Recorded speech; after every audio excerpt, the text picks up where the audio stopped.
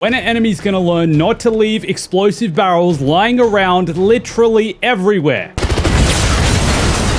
They're here. They're here. There's a bunch here. Seriously, I feel like this is a huge problem that not enough people are talking about, and never have I seen more explosive barrels in small sections of a map than in 007 First Light.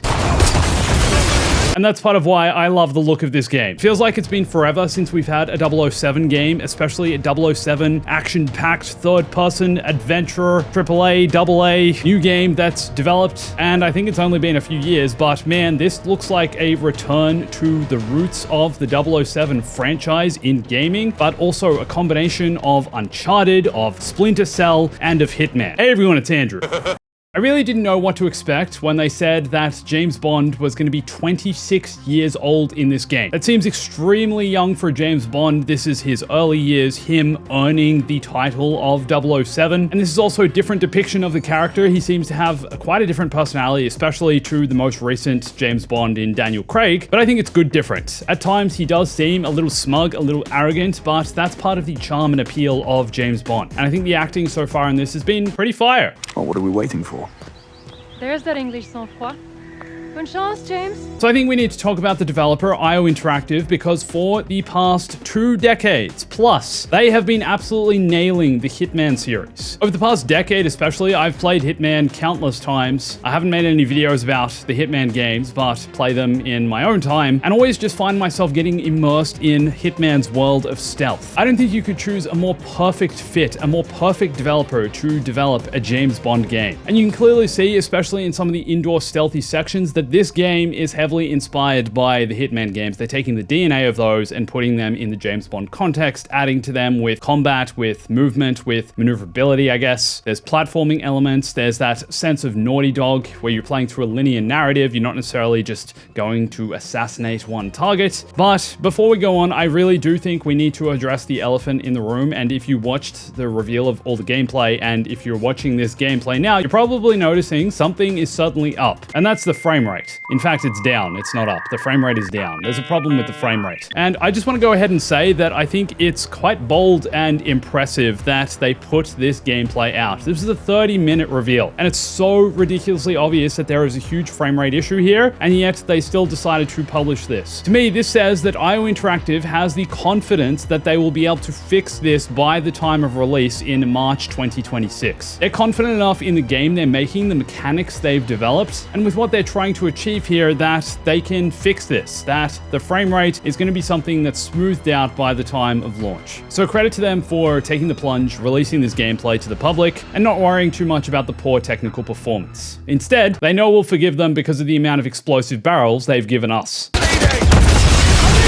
It also seems like by developing this game and all the new mechanics and functionality that's gone into it, some of the movement, the combat mechanics, the weapons you're going to get to use, the platforming, the cars and vehicles, that this isn't going to be the only game they end up making in the 007 franchise. And the creative director has also expressed this desire to develop multiple games within the 007 franchise. So if this game is a financial success, which it's honestly already shaping up to be, I don't see why they wouldn't continue to make more 007 games. It seems like a sure thing for success. I suppose this is another teachable moment.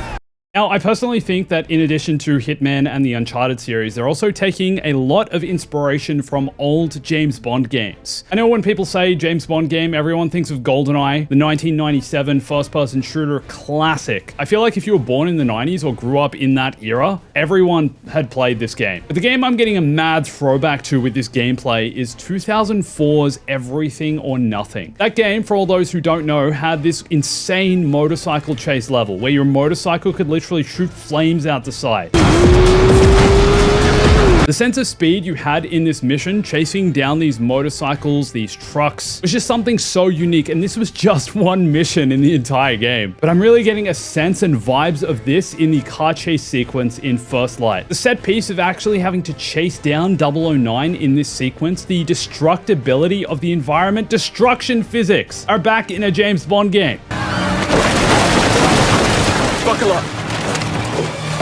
I also feel that sense of speed and immersion is so back. They're capturing that, making you experience that just like they did in the old 007 game. And clearly the player knows exactly where to go. It's likely one of the developers that's playing for this playthrough. But when we play, it's not going to look as clean as this. We're likely not going to know exactly where to turn and when, because I don't know, for them it was so obvious they were taking a shortcut. They already knew where the shortcut was. So I don't know, that sense of speed and immersion is going to feel even more intense. I mentioned explosive barrels at the start of the video. I also got to say, this 007, this version of 007 has some of the thickest plot armor I ever seen. Like, he's literally running at villains who are shooting at him with machine guns and none of the bullets are hitting. I feel like IO Interactive have accidentally made a Terminator game. The destruction is a joke.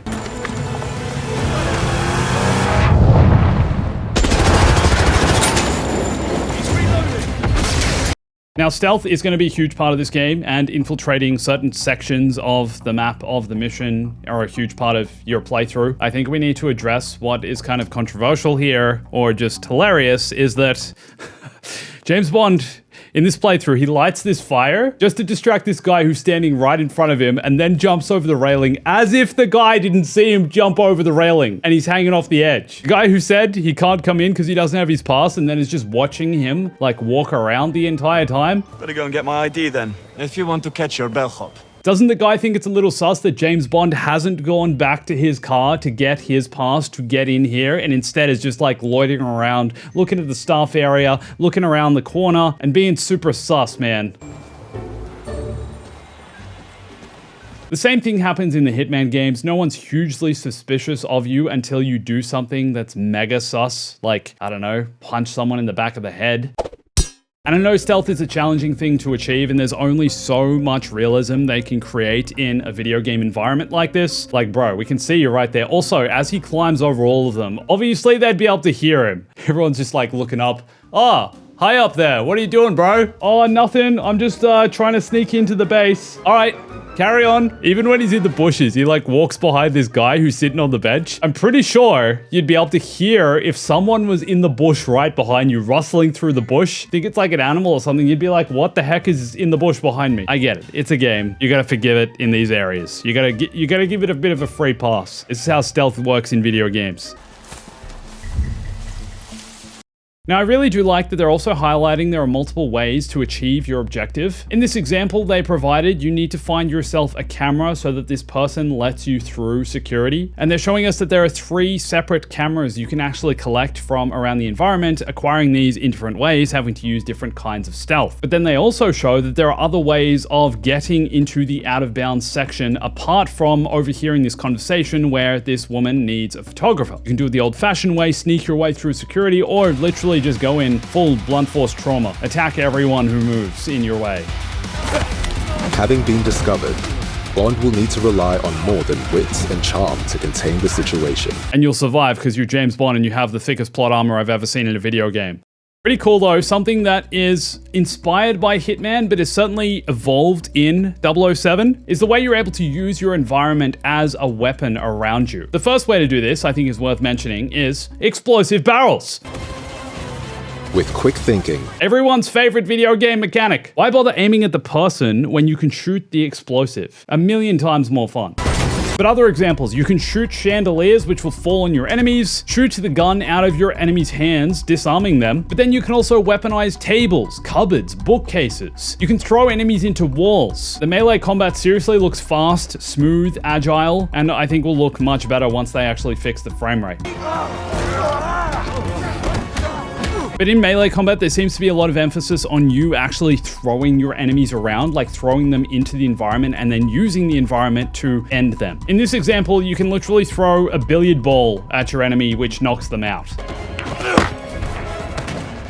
There are also different enemy types. There are heavily armored enemies, which you'll need to take down in different ways or just require more hits. And it looks like you can also pick up pretty much any gun that's been dropped by an enemy and use it against them. It really seems to be all about using your surroundings, using the environment around you to your advantage. And 007 has what's similar to a sense ability, or focus, I believe it's called, where you can essentially observe your surroundings, see what you can use, what's at your disposal, similar to, I don't know, Spider-Man's Spidey sense or Batman Hitman's ability to detect things. You can also lure enemies out, just like in the Hitman games, throw things, I believe, to get their attention or to make sound. But I also like that there are a bunch of dialogue options and you're able to bluff your way through situations. I feel like they've taken the stealth mechanics from the Hitman games and made it a bit faster, more dynamic, and potentially more accessible. Sometimes the Hitman games can be kind of frustrating as you're trying to figure out the puzzle of how to assassinate your target or how to get to the point where you can even do that. And I'm sure this game will still have moments of that, but for the most part, giving you so many different options of how you can approach a situation, I think you'll feel more versatile and like you have a lot more tools at your disposal. And perhaps achieving the mission a certain way will more suit your playstyle and you'll have more options to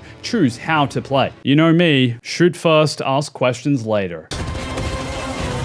Now, what would James Bond be without his gadgets? He appears to be wearing a wristwatch which has a few functions. One of these, I think, is a stun, which makes your enemies seem like they're about to throw up or keel over. And I think you'll unlock more functionality for the wristwatch and more gadgets as you progress through the game. And speaking of progressing, the set pieces they've shown us in this gameplay are absolutely ridiculous, like insane. I don't think it could possibly be more action-packed. After the car chase, where you're just flying down the mountain here, destroying fruit market after fruit market. You then come to this airport where there are many explosive barrels.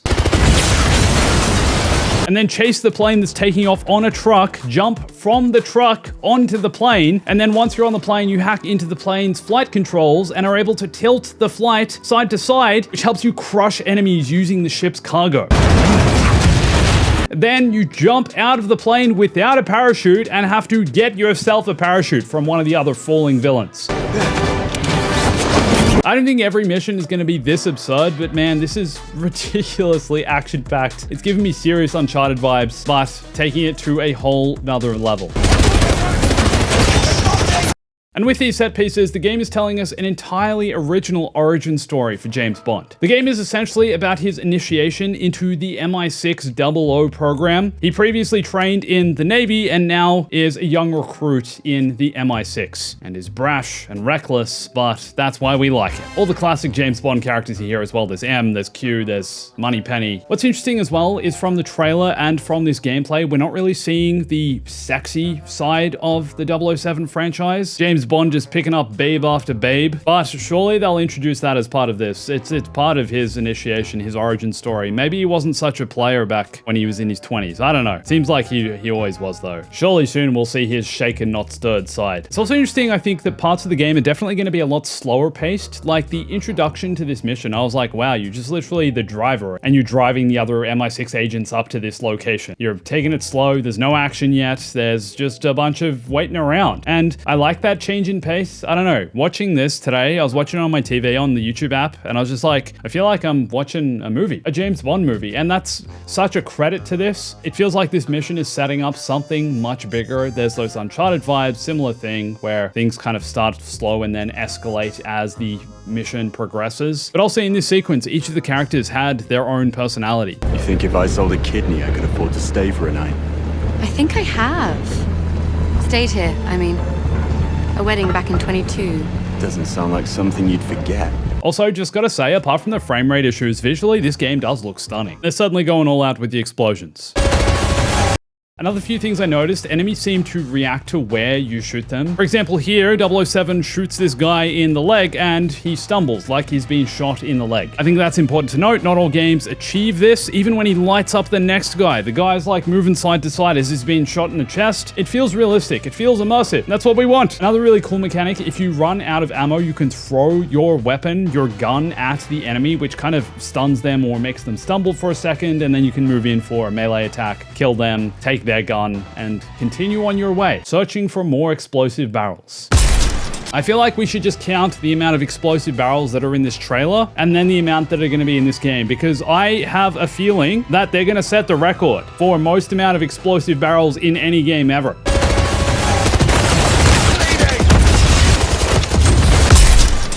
What do you guys think then? Do you rate the new James Bond? Let me know in the comments. Watch this video here, subscribe, follow me on Instagram, Twitter, Discord, TikTok, and thanks for watching this. Always remember, stay bombastic.